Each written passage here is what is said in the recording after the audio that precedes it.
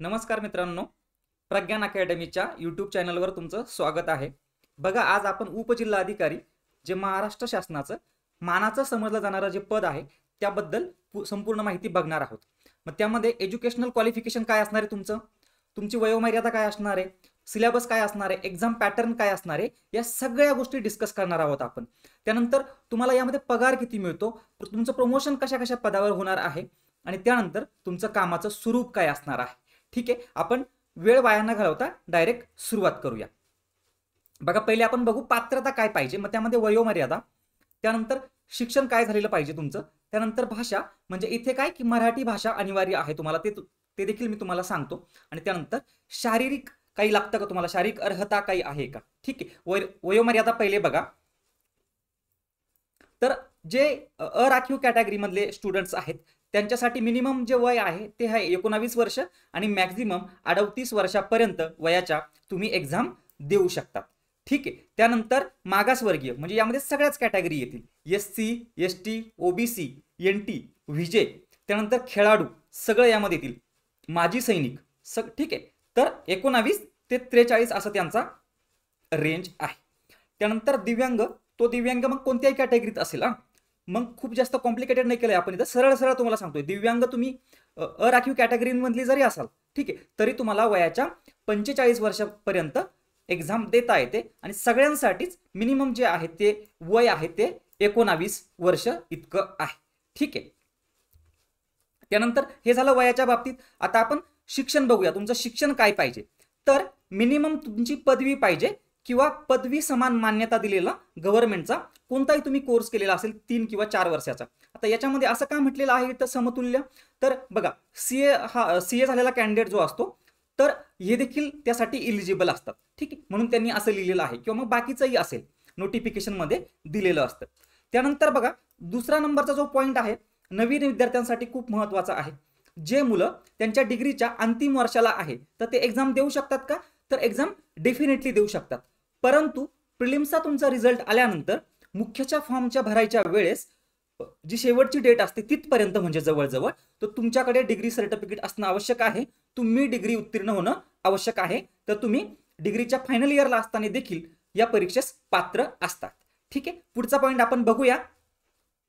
मग इतर पात्रता काय आहे, तर मराठी भाषेचं ज्ञान आवश्यक आहे, पॉईंट नंबर 1. पॉईंट नंबर 2, तुम्हाला मराठीचा एक पेपर देखील लिहायचा आहे. ठीक आहे, तर विदाऊट मराठी भाषा तुम्हाला येत नसेल तर तुम्हाला ही परीक्षा देता येणार नाही, एवढं महत्त्वाचं आहे. शारीरिक अर्हता काही आहे का, तर काहीच नाहीये. जे मिनिमम तुमचं काय मेडिकल वगैरे होईल मेडिकल बोर्ड समोर, तेवढंच तुम्हाला फेस करायचं आहे, बाकी काहीच नाही, आणि ते अगदी नॉर्मल असतं.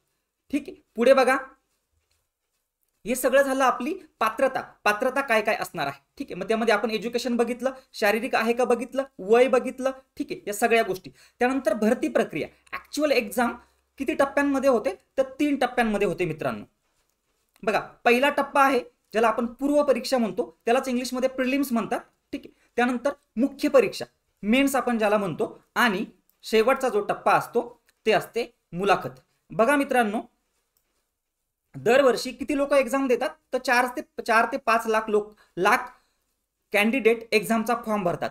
मग या सगळ्या विद्यार्थ्यांची मेन्स एक्झाम होऊ शकत नाही किंवा मेन्स एक्झाम घेऊ शकत नाही MPSC, म्हणून त्यांची एक चाळणी करायची असते, किंवा सिरियस कॅन्डिडेट आपल्याला सिलेक्ट करायचे असतात त्यातनं. मग फक्त चाळणी करण्यासाठी पूर्व परीक्षा केली जाते. ठीक आहे, आपण त्याला काय म्हणू की फिल्टर. तर त्यासाठीच फक्त पूर्व परीक्षा केली जाते. पूर्व परीक्षेचं स्वरूप देखील आपण बघूया, पण पूर्व परीक्षेचा रोल फक्त तेवढाच आहे. ठीक आहे, जो फायनल तुमचा मेरिट असणार, फायनल मेरिटमध्ये मार्क असणार आहे, त्यामध्ये प्रिलिम्सचा काहीच रोल नाही. मग त्यामध्ये कशाचा रोल आहे मित्रांनो, तर त्यामध्ये फक्त मुख्य परीक्षा आणि मुलाखत या 2 ज्या स्टेजेस आहे त्याचा फक्त रोल आहे. ठीक आहे, मग इथे मुख्य परीक्षेला तुम्हाला 1750 मार्काचे पेपर्स असणार आहेत. ठीक आहे, 1750 मार्काचे पेपर्स असणार आहेत, आणि तुमचा इंटरव्ह्यू जो असणार आहे तो 275 मार्काचा असणार आहे. टोटल किती होता मग, तर टोटल होतात 2025 मार्क. आणि मग या 2025 मार्कांपैकी तुमचा जो फायनल मेरिट आहे त्यानुसार तुमचं सिलेक्शन होणार आहे. ठीक आहे, प्रिलिम्स परीक्षा कशासाठी आहे, फक्त तुम्हाला मेन्स अपियर होण्यासाठी. ठीक आहे, प्रिलिम्स परीक्षा तुम्ही पास जर नाही झालात तर तुम्हाला मेन्सला अपियर होता येणार नाही, मेन्स लिहिता येणार नाही, हे महत्त्वाचं आहे इथे. ठीक आहे, पुढचा पॉईंट बघूया आपण. तर मित्रांनो, पूर्व परीक्षा मी तुम्हाला सांगितलं प्रिलिम्स, तर प्रिलिम्समध्ये 2 पेपर असतात. हे माहिती असणं आपल्याला गरजेचं आहे. पेपर 1 ज्याला आपण GS म्हणतो, ठीक आहे, आणि पेपर 2 ज्याला आपण CSAT म्हणतो. तर पेपर 1 मध्ये 100 प्रश्न असतात आणि एक प्रश्न 2 मार्काला असतो. म्हणजे किती मार्क्स झाले? 200 मार्क्स झाले. ठीक आहे. आणि हा जो पेपर आहे तो प्रिलिम्सचा तुमचा जो रिझल्ट आहे, तुम्ही प्रिलिम्स क्वालिफाय होणार आहेत की नाही ते फक्त पेपर 1 वर डिपेंड आहे. ठीक आहे. पेपर 1चा जो तुमचे मार्क असतात तेच फक्त कट ऑफ साठी ग्राह्य धरले जातात. मग पेपर 2चा इथं उपयोग काय आहे? तर पेपर 2 जो आहे तो क्वालिफाय आहे. ठीक आहे. पेपर 1च्याच मार्कांवर तुमचं कट ऑफ डिसाईड होणार आहे, पण पेपर 2 तुम्हाला क्वालिफाय करणं गरजेचं आहे. ठीक आहे. तुम्हाला पेपर 1 मध्ये कट ऑफच्या जरी वरती मार्क असले आणि पेपर 2 जर तुम्ही क्वालिफाय नाही झालात तर तुम्ही मेन्ससाठी क्वालिफाय होऊ शकत नाही, मेन्सला अपियर होऊ शकत नाही. हा पॉईंट इथे महत्त्वाचा आहे. मग पेपर 2 जो आहे ज्याला आपण CSAT म्हणतो, तर त्याचं स्वरूप कसं आहे? तर त्यामध्ये 80 प्रश्न असतात. प्रत्येक प्रश्न 2.5 मार्काला असतो. किती झाले? 200 मार्क्स झाले. बरोबर. मी तुम्हाला सांगितलं की हा जो पेपर आहे तो फक्त क्वालिफाईंग आहे. मग मित्रांनो, तुम्ही म्हणाल की क्वालिफाईंग म्हणजे मिनिमम किती मार्क्स आले पाहिजे? तर यामध्ये मिनिमम 33% मार्क्स आले पाहिजे. टक्के म्हणतोय मी. ठीक आहे. 33 म्हटल्यानंतर मग 66.67 एवढे मार्क मिळवणं गरजेचं आहे. ठीक आहे. एवढे मार्क मिळवल्यानंतरच तुम्ही मेन्ससाठी अपियर होऊ शकतात, मेन्ससाठी क्वालिफाय होऊ शकतात, प्रोव्हाइडेड दॅट की पेपर 1 मध्ये तुम्हाला कट ऑफच्या वरती मार्क आले पाहिजे. ठीक आहे. आणि बघा, मग याच्यामध्ये निगेटिव्ह मार्किंग आहे का मित्रांनो? तर निगेटिव्ह मार्किंग आहे. तर कशी आहे ती? तुमचे जो काही ज्या प्रश्नाला जेवढे मार्क आहेत, फॉर एक्झाम्पल पेपर 1 मध्ये 2 मार्क एका प्रश्नाला, आणि जर तुमचा एक प्रश्न चुकला तर तुमचे 1/4, ठीक आहे, 1/4 म्हणजे 25% एवढे मार्क मायनस होतील. 2 मार्काचा प्रश्न आहे, एक प्रश्न जर चुकला तर तुमचे 25 मार्क मायनस 0.25 मार्क मायनस होतील. ठीक आहे. 1/4 एवढे. पेपर 2 मध्ये देखील तसंच आहे. 25% मार्क मायनस होतील. 2.5च्या 25%. ठीक आहे. आपण कट ऑफ कसा लागतो ते बघूया. कट ऑफच्या आधी बघा, आता तुम्हाला प्रश्न पडेल की पेपर 1 आणि पेपर 2 मग यामध्ये विषय कोणते कोणते असतात? तर पेपर 1 मध्ये सगळे आपले जनरल स्टडीजचे विषय असतात. हिस्ट्री, पॉलिटी, जिओग्राफी हे सगळे आले, ते देखील मी तुम्हाला सांगतो. आणि पेपर 2 मध्ये कोणते विषय असतात? तर मॅथ असतं. ठीक आहे. गणित, बुद्धिमत्ता, त्यानंतर रिडिंग कॉम्प्रिहेन्शन, तुम्हाला पॅसेज वाचायचे आहे आणि त्यावर प्रश्न सोडवायचे आहे. तर अशा लेवलचे सगळे प्रश्न असतात. त्यानंतर डिसिजन मेकिंग, तुमची निर्णय क्षमता, हे देखील पेपर 2 मध्ये चेक केली जाते. पण बघा मित्रांनो, पेपर 2 क्वालिफाय होणं थोडंसं इझी आहे ॲज कम्पेअर टू पेपर 1ला जास्त स्कोर करणं. ठीक आहे. कारण तिथे आपल्याला फक्त 66 मार्क घ्यायचे, 66.67 मार्क घ्यायचे 200 पैकी. ठीक आहे. पेपर 1 मध्ये कोणते कोणते विषय असतात ते आपल्यासाठी जास्त महत्त्वाचं आहे इथे. तर पेपर 1 मध्ये कोणते विषय असतात बघा मित्रांनो. पहिला विषय आहे पॉलिटी. ठीक आहे. पहिला विषय पॉलिटी आहे, राज्यव्यवस्था आपण ज्याला म्हणतो. तर इथे तुम्हाला 15 मार्क येणार आहेत पेपर 1 मध्ये. त्यानंतर जो आपला सब्जेक्ट 2 आहे तो आहे अर्थशास्त्र म्हणजेच इकॉनॉमिक्स. इथे देखील तुम्हाला 15 क्वेश्चन्स असणार आहेत. इथे देखील 15 प्रश्न असणार आहेत राज्यव्यवस्थेमध्ये. आणि विज्ञान, जनरल सायन्स, इथे तुम्हाला 20 प्रश्न असणार आहेत. ठीक आहे. हे वेटेज आतापर्यंतचं वेटेज असं आहे. ठीक आहे. आतापर्यंत आयोगाने हेच फॉलो केलेलं आहे. हे म्हणून मी तुम्हाला सांगतोय की कोणत्या विषयाला किती किती प्रश्न येतात आणि मार्क्स किती असतात. मग त्यावरून आपल्याला कॅल्क्युलेट करायचे. 15 प्रश्न येतात म्हणजे 30 मार्क आहे. इतिहासाला देखील 15 प्रश्न येतात. मग यामध्ये बघा, मॉडर्न हिस्ट्री देखील आहे, एन्शियंट देखील आहे आणि मिडायवल देखील आहे. ठीक आहे. हे महत्त्वाचं आहे. त्यानंतर पर्यावरण जो विषय आहे त्याला 5 प्रश्न येतात म्हणजे 10 मार्क. जिओग्राफीला 15 प्रश्न येतात म्हणजे 30 मार्क. आणि चालू घडामोडी, मागच्या 1-2 वर्षामध्ये ज्या काही महत्त्वाच्या घडामोडी आहेत, ठीक आहे, मग त्यामध्ये अवॉर्ड्स असतात, पर्सन्स इन न्यूज असतात, इंटरनॅशनल आणि नॅशनल वेगवेगळ्या घडामोडी असतात, समिट्स असतात, त्यावर देखील तुम्हाला 15 प्रश्न येणार आहे. मग याचे टोटल प्रश्न जर आपण कॅल्क्युलेट केले तर ते किती होणार आहे? तर 100 होणार आहे. ठीक आहे. आणि प्रत्येक प्रश्नाला 2 मार्क म्हणजे स्कोर किती होणार आहे तुमचा? मार्क्स किती होणार आहे? 200 एवढे मार्क्स होणार आहे. ठीक आहे. बघा, 200 मार्क्स पैकी मग तुम्हाला असा प्रश्न पडेल की यामध्ये कट ऑफ किती लागतो? ठीक आहे. तर आतापर्यंतचा कट ऑफ जो आहे तो आपण इथे घेतलेला आहे. तो बघा कसा आहे. बघा, 2022 ची जी एक्झाम झाली होती तेव्हा कट ऑफ, हे बघा इथं जे मी कट ऑफ घेतलेले आहे ते ओपनच्या कॅन्डिडेटसाठी आहे. ठीक आहे. जनरलचा कट ऑफ आहे. आणि जे काही रिझर्व्ह कॅटेगरी आहे, महिलांचा, मुलींचा जो कट ऑफ आहे तो याच्यापेक्षा कमी असतो. ठीक, तो तुम्ही बघून घेऊ शकता. 2022ला काय कट ऑफ लागला होता मग जनरल कॅन्डिडेटचा? तर 106.5. 2023 मध्ये किती लागला होता? तर 108. आणि 2024ला 117.5 एवढा कट ऑफ लागला होता. हा कट ऑफ आपल्याला माहिती असणं गरजेचं आहे, कारण हा आपल्याला अल्टिमेटली क्वालिफाय करायचा आहे जर आपल्याला मेन्स लिहायची असेल तर. ठीक आहे. पुढचा पॉईंट बघा. तर मित्रांनो, आपण हे सगळं आतापर्यंत डिस्कस केलं. तो होती आपली स्टेज 1. पहिली जी पायरी होती ती म्हणजे काय, पूर्व परीक्षा प्रिलिम्स. आता मुख्य परीक्षा कशी असते तर ते आपण बघूया, जी स्टेज 2 असते आपली. ठीक आहे, ती बघा मग कशी आहे.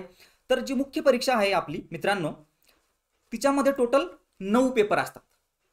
ठीक आहे, आणि हे 9 पेपर वर्णनात्मक पद्धतीचे असतात, डिस्क्रिप्टिव्ह. आपल्याला प्रत्येक प्रश्नाचं आन्सर इथे लिहायचं आहे. ठीक आहे, आपण पेपर 1 मध्ये माहिती आपल्याला स्टेज 1 मध्ये जी आपली पहिली पायरी आहे प्रिलिम्सची, तिच्यामध्ये आपल्याला जे प्रश्न असतात ते ऑब्जेक्टिव्ह स्वरूपाचे असतात.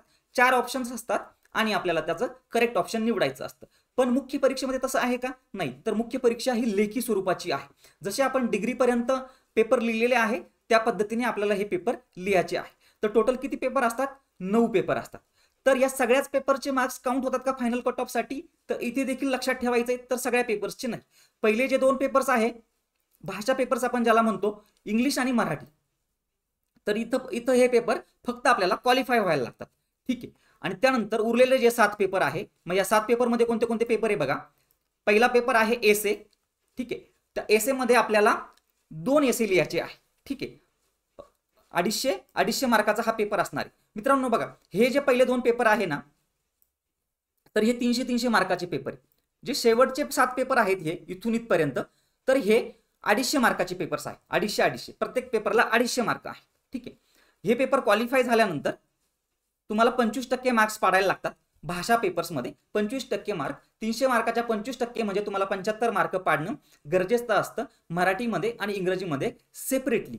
तरच तुमचे बाकीचे जे पेपर आहे इथे चेक होतात. ठीक आहे, पॉईंट खूप महत्वाचा आहे, तरच बाकीचे पेपर चेक होतात. ठीक आहे, म्हणून तुम्हाला 75 मार्क पाडणं गरजेचं आहे. पण ते जे काही मार्क भेटतात तुम्हाला भाषेच्या पेपरमध्ये, ते फायनल कट ऑफ मध्ये कन्सिडर केले जातात का, तर नाही केले जात. ठीक आहे, जे उरलेले 7 पेपर आहे फक्त त्यांच्यावरच तुमचा फायनल कट ऑफ डिसाईड होतो. पहिला पेपर एसेचा आहे. बाकी जे 5 पेपर आहे, नंतरचे 4 पेपर आहे ते आहे GS1, GS2, GS3 आणि GS4. GS1 मध्ये कोणते विषय असतात, तर हिस्ट्री असतो तुमचा, इतिहास, त्यानंतर भूगोल. ठीक आहे, सोसायटीचे इश्यू असतात. तर हे आहे पेपर 1 मध्ये. पेपर 2 मध्ये काय असतं, तर आपली राज्यव्यवस्था. ठीक आहे, आंतरराष्ट्रीय संबंध, सामाजिक न्याय, ह्या ज्या गोष्टी आहे त्या पेपर 2 मध्ये असतात. पेपर 3 मध्ये काय असतं, तर अर्थशास्त्र. ठीक आहे, डिझास्टर मॅनेजमेंट, इंटरनल सिक्युरिटी, पर्यावरण, सायन्स अँड टेक्नॉलॉजी हे GS3 मध्ये असतात. ठीक आहे, त्यावर हे बघा मित्रांनो, यावर आपण एक सेपरेट व्हिडिओ बनवू आणि त्यावर मी तुम्हाला डिटेलमध्ये सांगेल की कोणत्या पेपरमध्ये काय काय पॉईंट असतात. आणि मित्रांनो, पुढे जाण्याच्या अगोदर माझं तुम्हाला सांगणं आहे की पुढचे जे व्हिडिओ येणार आहेत ते तुम्हाला बघायचे असतील तर आपलं चॅनल सबस्क्राईब करून ठेवा, जेणेकरून तुमच्यापर्यंत ते व्हिडिओ लवकर पोहोचतील. ठीक आहे, आणि त्यानंतर या 4 पेपर नंतर आपले जे 2 पेपर राहिलेले आहे ते आहे ऑप्शनलचा पेपर. बघा, विषय ऑप्शनल जो आहे तो एकच असतो. ठीक आहे, पण त्याचे पेपर 2 असतात, पेपर 1 आणि पेपर 2. ऑप्शनल पेपर 1 आणि ऑप्शनल पेपर 2. आपल्याला एकच ऑप्शनल सिलेक्ट करायचा आहे. जी आयोगाने लिस्ट दिलेली आहे त्यापैकी आपल्याला एक वैकल्पिक विषय सिलेक्ट करायचा आहे आणि त्याचे 2 पेपर असणार आहे. ठीक आहे, मग तुम्हाला सांगितलं मी की भाषा पेपर जो आहे तर त्याचे 2 पेपर असतात. ठीक आहे, आणि ते फक्त पासिंग असतात. किती मार्क पाडायचे, तर 75 मार्क पाडायचे. किती पैकी, तर 300 पैकी. एवढं सोपं आहे. ठीक आहे, आणि बाकी जे पेपर आहे 7, तर ते आपल्या कट ऑफ साठी, मेरिटसाठी कन्सिडर केले जाणार आहे. पहिला आहे एसे, याच्यामध्ये आपल्याला 2 एसे लिहायचे आहे. 2 सेक्शन असणार आहे. 4 एसेचे तुम्हाला चॉईस तिथं दिलेली असणार आहे. 4 पैकी 1 एसे लिहायचा आहे पहिल्या सेक्शनमध्ये, दुसऱ्या सेक्शनमध्ये 4 पैकी 1 एसे लिहायचा आहे. GS1 मध्ये तुम्हाला सांगितलं मी की कोणते कोणते पॉईंट असणार आहेत, तर या 4ही GS तसं असणार आहे. आणि त्यानंतर ऑप्शनल पेपर 1 आणि ऑप्शनल पेपर 2. प्रत्येक पेपरला इथं किती मार्क आहे मी तुम्हाला सांगितलं आधी की 250 मार्क आहे. ठीक आहे, प्रत्येक पेपरला 250 मार्क आहे इथे. आणि मग आपण जर कॅल्क्युलेशन केलं तर टोटल किती होतात, तर 1750 एवढे मार्क होतात, कारण हे 7 पेपर आहे. ठीक आहे, आणि मग या 1750 पैकी तुमचा कट ऑफ डिसाईड होईल आणि मग तुम्ही इंटरव्ह्यूला क्वालिफाय होणार, पर्सनॅलिटी टेस्टला क्वालिफाय होणार, मुलाखतीला क्वालिफाय होणार. ठीक आहे, आता बघा, हा जो पेपर होणार आहे 2025चा तो पहिलाच पेपर आहे. तर याचा कट ऑफ आपल्याकडे आतापर्यंत नाही. ठीक आहे, पण UPSCचा आपण रेफरन्स घेऊ शकतो. इथे UPSCला आतापर्यंत जर तुम्ही जनरल कॅन्डिडेट असाल तर 780, 770 वगैरे एवढे जर मार्क पडले तुम्हाला 1750 पैकी, तर तुम्ही इंटरव्ह्यूला क्वालिफाय होता. ठीक आहे, पुढे बघूया आपण. बघा, मग फायनल मेरिट किती मार्कांवर असतं, तर 2025 मार्कांवर असतं. लेखी परीक्षा 1750 मार्कांची असते आणि मुलाखत जी आहे ती 275 मार्काची असते. आणि ह्या दोघांचं मिळून जे तुम्हाला मार्क पडतील त्या मार्कांवर तुमचा फायनल कट ऑफ डिसाईड होतो. आणि बघा मित्रांनो, जी तुम्हाला मी एक्झाम सिस्टीम सांगतो आहे, आता एक्झाम पद्धती सांगतो आहे, तर ती बाकीचे जे पद आहे क्लास 1 गॅझेटेड पद त्यांच्यासाठी देखील हीच पद्धत आहे. पण जे उपजिल्हाधिकारी पद आहे ते एक मानाचं पद आहे. ठीक आहे, त्या पदाला पॉवर जास्त आहे, म्हणून जवळजवळ सगळ्याच विद्यार्थ्यांची प्रायोरिटी नंबर 1 जी असते ती उपजिल्हाधिकारी पदाची असते. ठीक आहे, जागा किती असतील त्यानुसार तुम्हाला यामध्ये पहिल्या 5, 10, 15 मध्ये येणं गरजेचं असतं, जेणेकरून तुम्हाला उपजिल्हाधिकारी पद भेटेल. पुढे बघूया आपण. तर बघा मित्रांनो, तुम्हाला हे सगळं समजलंय. मग तुम्ही ज्यावेळेस उपजिल्हाधिकारी म्हणून निवड होते तुमची, तर तुमचं प्रशिक्षण कुठे होतं, तर पुण्यामध्ये यशदा नावाची जी इन्स्टिट्यूट आहे तिथं तुमचं ट्रेनिंग होतं. बाकी अजून काही ज्या स्टेट गव्हर्नमेंटच्या आपल्या इन्स्टिट्यूट आहेत, प्रशासनिक इन्स्टिट्यूट, तिथे देखील ट्रेनिंग होतं. मग वानामती आहे नागपूरला, तिथे देखील काही प्रमाणात ट्रेनिंग होतं. मग या ट्रेनिंगमध्ये तुम्हाला कोणते कोणते विषय अवगत केले जातात, तर बघा, राज्य प्रशासन व्यवस्था, जी काही आपल्या स्टेटची ॲडमिनिस्ट्रेटिव्ह सिस्टीम आहे, पार तुमच्या सेक्रेटरीपासून, चीफ सेक्रेटरीपासून, आपण ज्याला मुख्य सचिव म्हणतो, मुख्य सचिवपासून तर एकदम शेवटच्या पदापर्यंत, म्हणजे कोणत्या तलाठी असेल किंवा ग्रामसेवक असेल, सगळ्या पदापर्यंत तुम्हाला व्यवस्थित माहिती दिली जाते तुमच्या ट्रेनिंगमध्ये. ठीक आहे, त्यानंतर महसूल वसुली, लँड रेव्हेन्यू कोड कसा असेल, लँड महसूल जो आहे तो कशा पद्धतीने कलेक्ट करायचा, ते जमाबंदी, कायदा सुव्यवस्था, आपत्ती व्यवस्थापन. बघा, डिझास्टर मॅनेजमेंट, आपण माहिती आहे की आपलं जे राज्य आहे महाराष्ट्र, तिथे कोणताही कधी पण डिझास्टर होऊ शकतं, पूर येऊ शकतो, बरोबर, कधी कुठे दंगे होऊ शकतात. तर तुम्हाला त्या गोष्टीचं नॉलेज असणं महत्त्वाचं आहे की याला डील कसं करायचं, म्हणून तुम्हाला आपत्ती व्यवस्थापनाचे देखील धडे दिले जातात तुमच्या अकॅडमीमध्ये. ठीक आहे, त्यानंतर विकास योजना, आपल्याला माहिती आहे की विकास योजना काय आहेत. नंतर ई गव्हर्नन्स, RTI आणि जनसंपर्क. ठीक आहे, पुढचा पॉईंट बघा. ठीक आहे, हे सगळं कळालं मला, तर माझं ऍक्च्युअल कामाचं स्वरूप काय असणार आहे आता. ठीक आहे, उपजिल्हाधिकारी पदाचे स्वरूप प्रशासन, महसूल व कायदा सुव्यवस्था यासारख्या विविध क्षेत्रात महत्त्वाचे आहे. प्रशासनात देखील, कायदा आणि सुव्यवस्थेत देखील, आणि ॲडमिनिस्ट्रेशनमध्ये देखील, पोलीस फोर्समध्ये देखील. बघा, मग पहिलं काय आहे कार्य, तुम्हाला बघा या फील्डमध्ये काम करावं. या ज्या सगळ्या गोष्टी दिलेल्या आहेत मी इथं, या सगळ्या हँडल करायच्या आहेत तुम्हाला. तुम्ही ज्या वेळेस उपजिल्हाधिकारी होणार त्यावेळेस हे सगळं तुम्हाला हँडल करायचं आहे. महसूल वसुली, जमीन हस्तांतरण, जमाबंदी, त्यानंतर प्रादेशिक आपत्ती व्यवस्थापन, निवडणूक प्रक्रिया. मग ती कोणती निवडणूक असेल, लोकल बॉडीची निवडणूक असेल, तुमच्या स्टेट असेंब्लीची निवडणूक असेल, विधानसभेचे इलेक्शन असतील, लोकसभेचे इलेक्शन असतील, सगळ्याच याच्यामध्ये तुमचा जो रोल असणार आहे तो खूप महत्त्वाचा असणार आहे. तुम्ही free and fair election conduct करण्यासाठी डायरेक्टली तिथं रिस्पॉन्सिबल असणार आहात. विविध परवानग्या, शासकीय सवलती योजनेची अंमलबजावणी करणं हे तुमचं रिस्पॉन्सिबिलिटी असणारे कार्य असणार आहे. कायदा व सुव्यवस्थेच्या बाबतीत मदतनीस, जिल्हाधिकारी जो असेल, जो तुमचा सुपेरियर असेल, ठीक आहे, त्याला मदत करणं हे तुमचं कर्तव्य असणार. आणि तुम्ही उपविभागीय दंडाधिकारी म्हणून कार्यरत असतात. बऱ्याच वेळेस तुमची पहिली जी पोस्टिंग आहे ती तुमची सब डिव्हिजनल मॅजिस्ट्रेट, ज्याला आपण प्रांत अधिकारी म्हणतो, तर या पदावर असते. ठीक आहे, आपण प्रमोशन आणि पगार भत्ते वगैरे बघूया. तुम्हाला पगार किती असतो, तर बघा, S20 या पगाराच्या श्रेणीमध्ये तुम्ही महाराष्ट्र शासनाच्या येतात, उपजिल्हाधिकारी झाले तर. म्हणजे पगाराची श्रेणी किती, मिनिमम 56,100 ते 1,77,500. ठीक आहे, हे तर बेसिक झालं. मग यामध्ये महागाई भत्ता नियमाप्रमाणे इतर जे देय असतात ते ऍड होतात. ठीक आहे, यामध्ये ते ऍड होतात आणि मग तुम्हाला जो फायनल पगार आहे तुमचा तो भेटतो.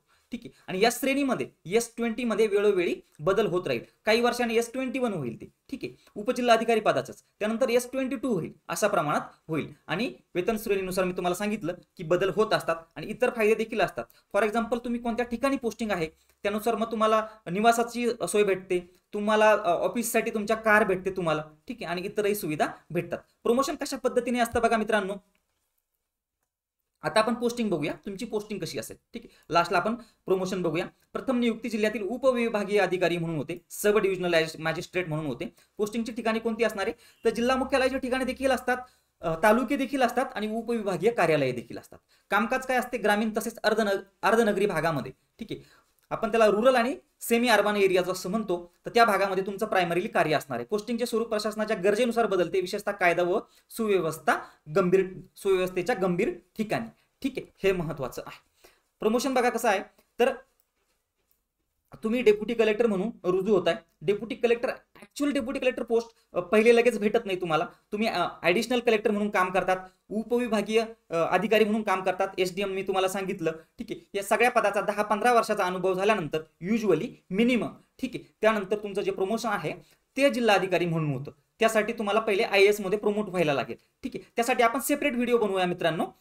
तर आपल्यासाठी इथं हेच महत्त्वाचं आहे. त्यानंतर मग तुम्ही सेक्रेटरी म्हणून जाऊ शकता, अंडर सेक्रेटरी, डेप्युटी सेक्रेटरी किंवा मग डिव्हिजनल कमिशनर. ठीक आहे, तर या सगळ्या गोष्टी महत्त्वाच्या आहेत. मित्रांनो, आता पुढचा जो आपला व्हिडिओ असेल त्यामध्ये आपण जो काही सिलेबस आहे तो डिटेलमध्ये एक्सप्लेन करू आणि मग त्यानंतर आपण आपली बुक लिस्ट जी आहे ती बघूया. ठीक आहे, आज आपण इथेच थांबूया. चॅनलला तुम्ही सबस्क्राईब केलेलं नसेल तर सबस्क्राईब करा आणि मग पुढचे व्हिडिओ जेणेकरून तुम्हाला दिसतील. थांबतो. थँक्यू.